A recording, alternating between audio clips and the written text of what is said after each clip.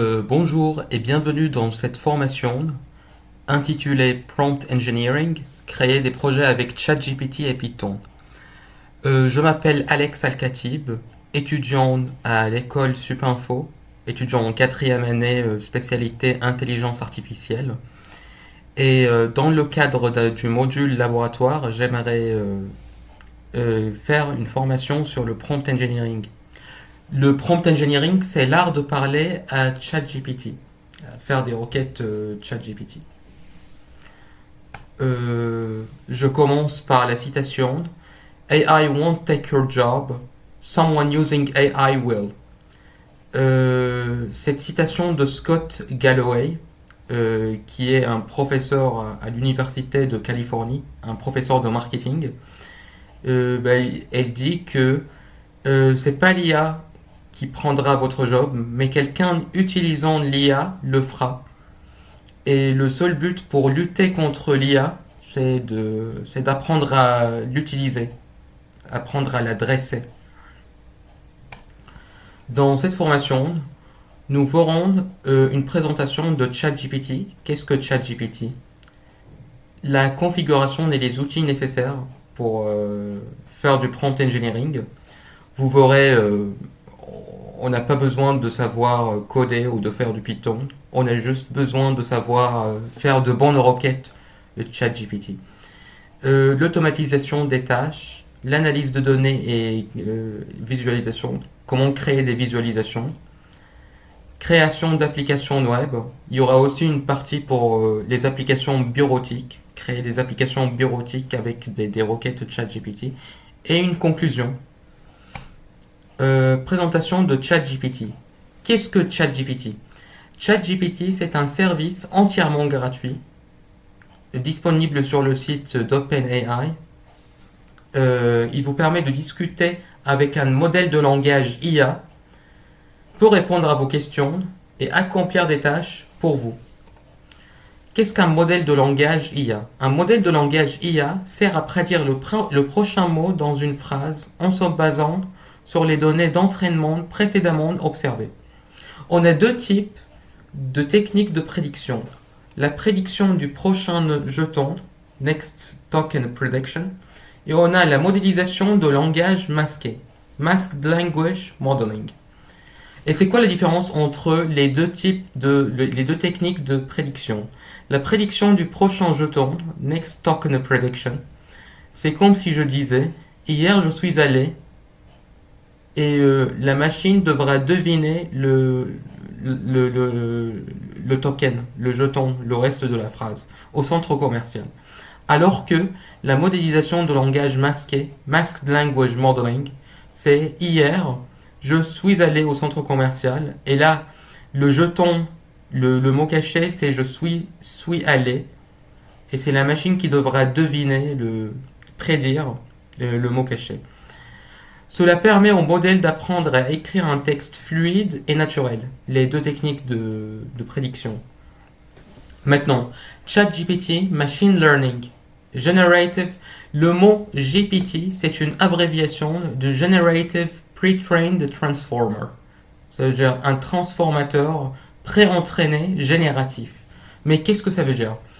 Là, on va parler d'une notion de embeddings. Les embeddings, c'est une représentation informatique interprétable des phrases qui permet la prédiction des phrases. Par exemple, moi je suis ici. Ici on a l'input. L'utilisateur va écrire une requête, va poser une question à ChatGPT. Et ChatGPT va prendre cette phrase, le contexte et la requête, et va la transformer en embeddings. Ensuite, les embeddings sont alimentés au transformateur. Ça, c'est le transformateur GPT qui va, en fonction des mots et des tokens dans la phrase, sortir des probabilités et donner un output. Le output sera la réponse à la question la plus probable. Mais ce n'est pas notre façon de communiquer. parce que nous, des êtres humains, nous communiquons avec notre culture, notre connaissance de la situation et notre bon sens. J'aimerais faire l'analogie avec la compilation. Dans la compilation, vous avez le source code, votre code qui est écrit en code source, en C++ ou en Python. D'ailleurs, Python, c'est pas un langage compilé, c'est un langage interprété. On peut dire que c'est du code C++. Et lorsque le compilateur compile votre code source, il est transformé en code binaire, des 0 et 1. Et l'ordinateur peut comprendre le binaire. Parce que l'ordinateur ne peut pas comprendre un code du langage haut niveau. Il peut comprendre que des 0 et des 1. Et bah, c'est pareil avec le GPT Machine Learning. Parce que le input, c'est du langage haut niveau. C'est la phrase que vous sortez, c'est le contexte. Et ChatGPT va transformer votre phrase en prédiction. Et en fonction des prédictions, il vous donnera la réponse la plus probable à votre question. Voilà.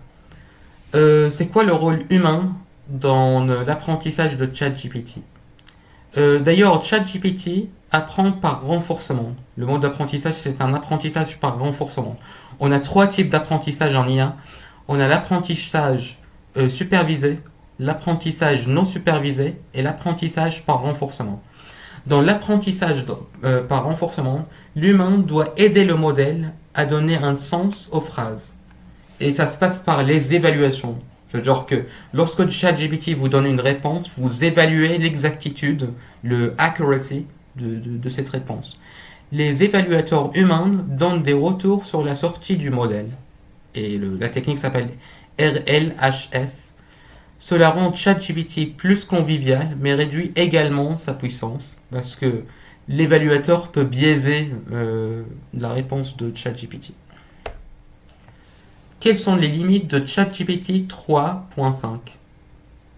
C'est un outil excellent pour le contenu écrit, mais la version 3.5 ne permet pas de générer des images, des vidéos ou des audios. OpenAI a également produit un générateur d'images, DALL-E, qui est fait pour générer des images. ChatGPT 3.5 connaît les informations jusqu'à janvier 2022 et a une mémoire de conversation très limitée, environ 6000 caractères. Je termine par une citation de ChatGPT.